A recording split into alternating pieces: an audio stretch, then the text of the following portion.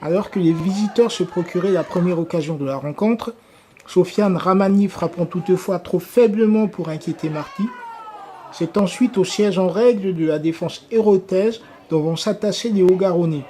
Les vagues incessantes des joueurs d'Éric Herriou manquant toutefois bien trop souvent de précision afin de réellement mettre à mal l'arrière-garde visiteuse.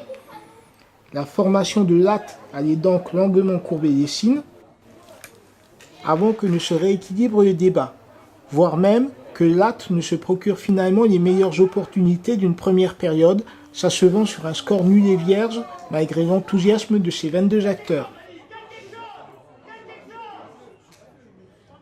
En fait, c'est exactement pareil tous les matchs, on me dit. Donc, on est allé à Herbel où on avait une puissance athlétique en face de nous, on les a mis à mal et on a perdu 1-0 sur un corner à la fin du jeu.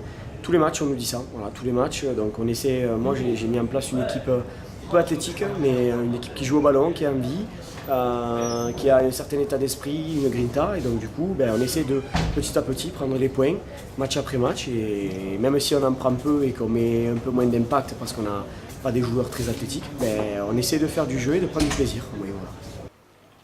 Chacune des deux formations aura l'opportunité d'ouvrir la marque dès l'entame de seconde période.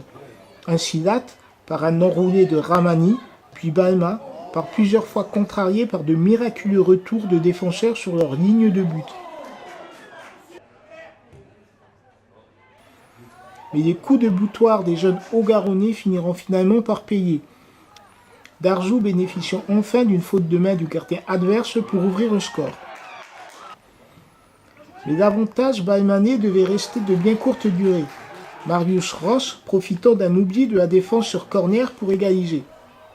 Mais quasi sur la remise en jeu, Balma profitait lui aussi des errements de la défense adverse pour reprendre l'avantage. Définitivement, croyait-on, jusqu'au nouveau coup de froid, à nouveau subi sur coup de pied arrêté.